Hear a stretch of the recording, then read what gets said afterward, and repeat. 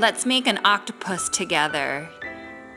This is what you're gonna need. You're gonna need your instructions, paper scissors, fabric scissors, a heat erasable pen, some thread, your fabric, a ruler. I got some black felt, contrasting fabric, and your paper pattern. And of course, pins to win. Okay, we're gonna quickly talk about the pile or the nap of the fabric. So this is the opposite direction, and this is the direction of our nap or our pile. So we want to make sure that our fabric is all going in the same direction. So you're gonna take your paper pattern. We need the body and the bottom, and we're gonna take our paper scissors and we're gonna cut this out.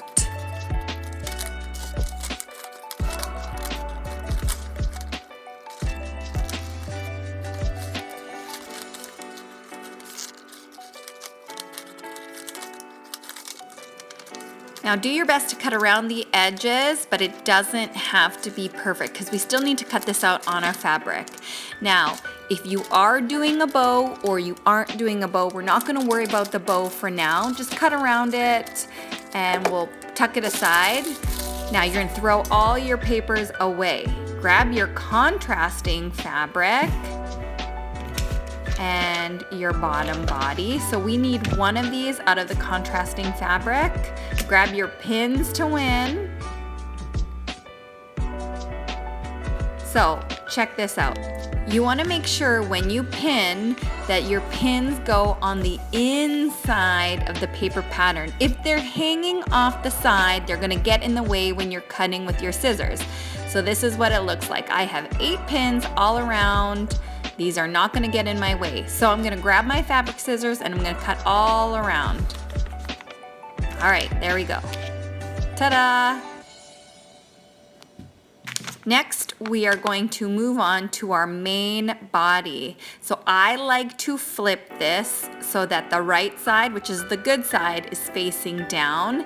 And I'm gonna take one of my heat pens and I'm gonna draw an arrow of the pile or the nap, okay? So that I know that all my pieces are going to go in the same direction. So first I'm gonna start with the bottom legs. So I'm going to nudge this up to a corner so I'm not wasting any fabric, and I'm going to pin this on the edge. You don't want to cut this in the middle because you might waste some fabric, and we're not about to waste anything here. So nudge it up to the sides. We'll pin 8 pins again, and then you can fold your fabric in half. So we do this in order to cut the body pieces, which we need 4 of. 1 cut through 2 pieces of fabric will give you 2 pieces, and then we'll move it over, cut it again to give you 2 more pieces. So a total of 4 pieces. So again, we're gonna pin to win for this, making sure we pin on the inside of the fabric. None of the pins are hanging off. Adjust if you need to, if it's not fully on the fabric. Push that pin in.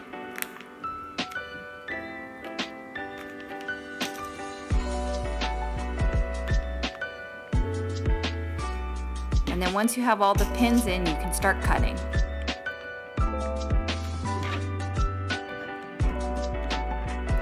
So when I'm cutting like this, I like to cut in pieces. So I'm just gonna loosely cut around the legs, and then I'm going to trim up around the legs.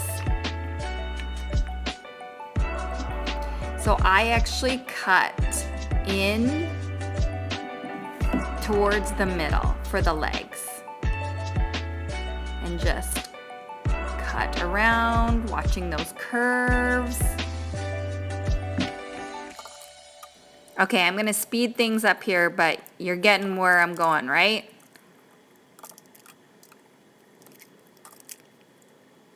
So once I'm done the legs, I'm gonna move on to the body.